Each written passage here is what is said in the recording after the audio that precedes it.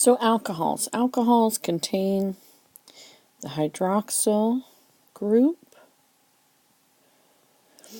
and they are not basic. They're actually slightly acidic. But please don't confuse this with the hydroxyl group that is part of strong bases, like sodium hydroxide. To name them, you need to find the longest carbon chain, the longest continuous carbon chain containing the OH group.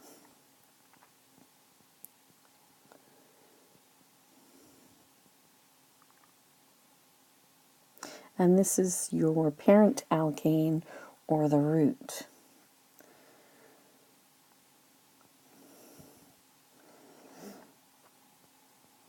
So find the longest continuous carbon chain containing the OH group, and this becomes the root, or we also call this the parent chain or the parent alkane. And what you're going to do is you're going to drop the E from alkane name, so from that longest carbon chain, and you're going to add OL. So if you have just one carbon, that would be called methanol. You took off the E off of methane and you added OL. The suffix is this OL part. Now, if there's more than one OH group, if there's two OH groups, they're called diols. So if there's two OH groups on an ethane, it would be ethane diol.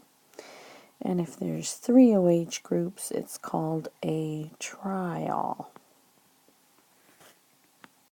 Now you must indicate if the carbon chain is 3 carbons or larger, you must indicate where the OH group is. So you have to include the location of your OH group by using the numbering system.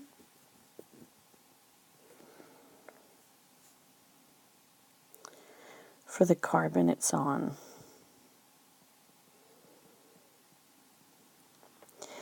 Again, just like with alkenes and alkynes, you want the lowest possible number. So you start counting from the end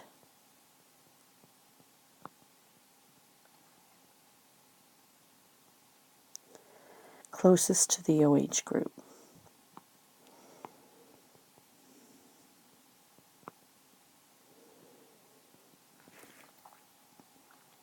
So if we had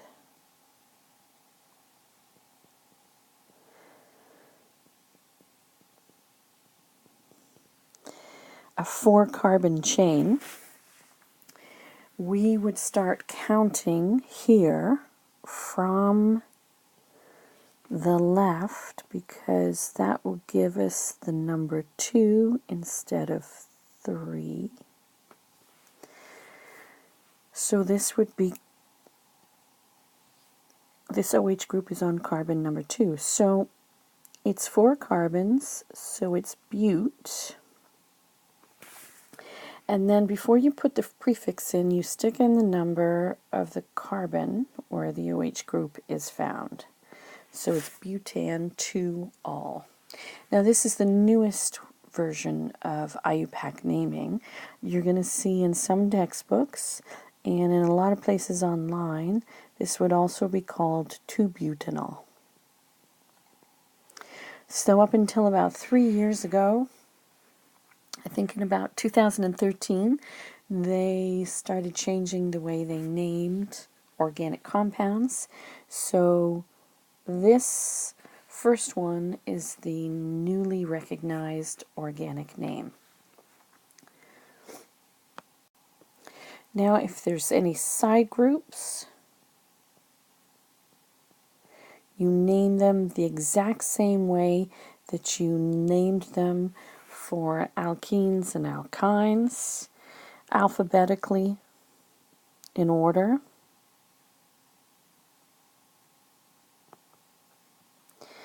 And you have to indicate which carbons they're on.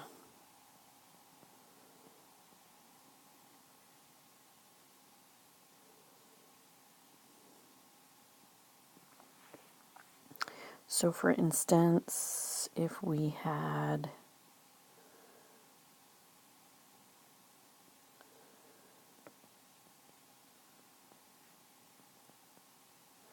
this compound, we would have to start numbering from the end closest to the OH.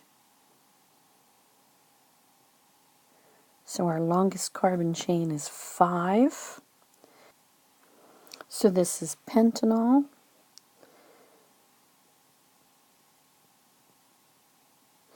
The hydroxyl group is on group 1. So it's pentan 1 all, and our carbon chain has a methyl group on carbon number 4. So this is 4 methyl pentan 1 all. The old version of naming this would be 4 methyl 1 pentanol. Drawing alcohols. Identify the longest carbon chain from the root.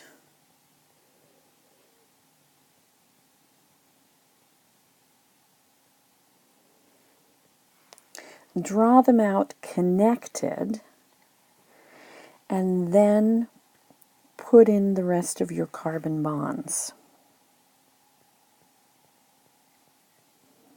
So connect your carbons, put in bonds, then place your hydroxyl group on the proper carbon.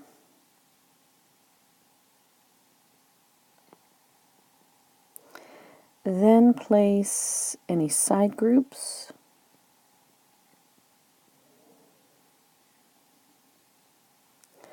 Then fill in the rest of bonds with H's.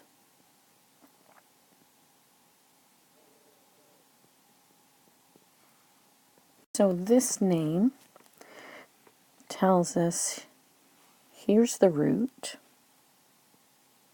There's our longest carbon chain. It's an alcohol, and it tells us where that alcohol group is attached. Draw our 4 carbons connected.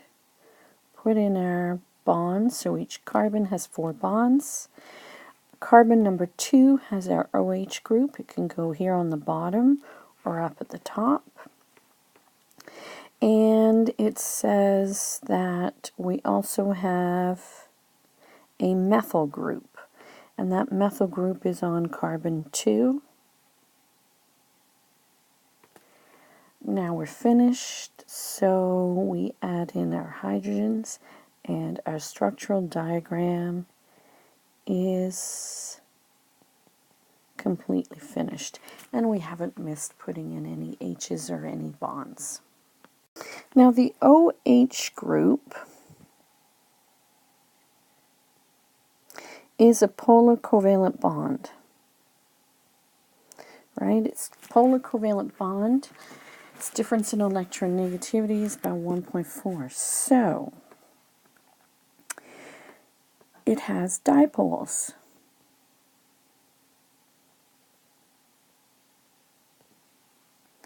small alcohols are going to be soluble in water because it's so polar and because it can hydrogen bond with water.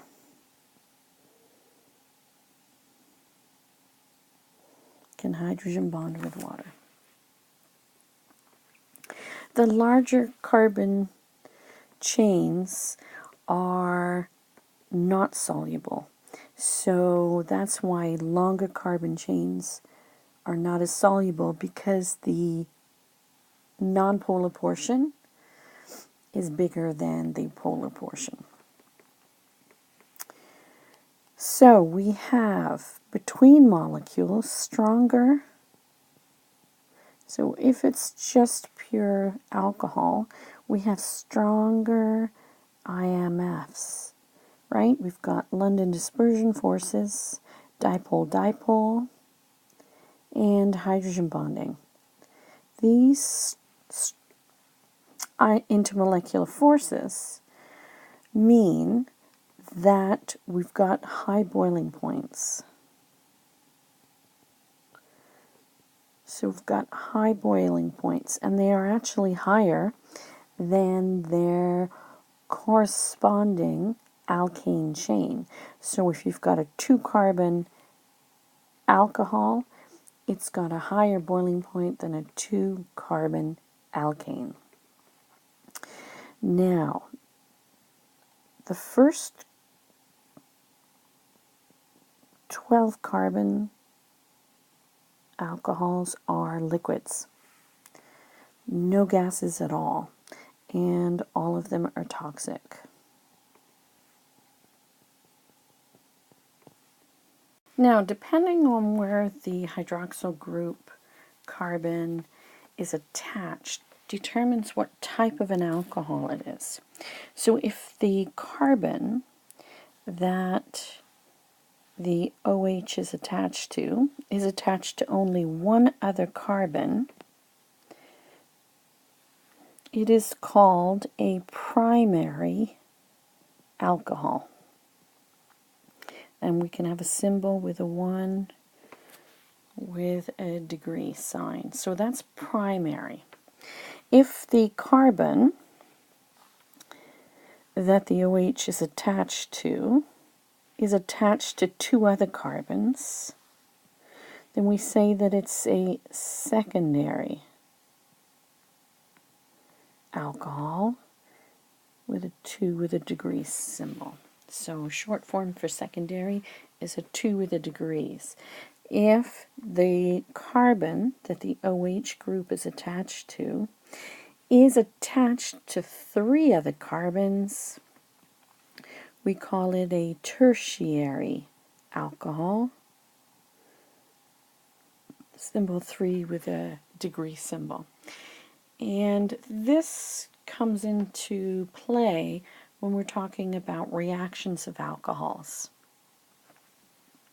So you can have a primary, a secondary, and a tertiary alcohol, and that just indicates, the number indicates how many carbons the COH group is attached to.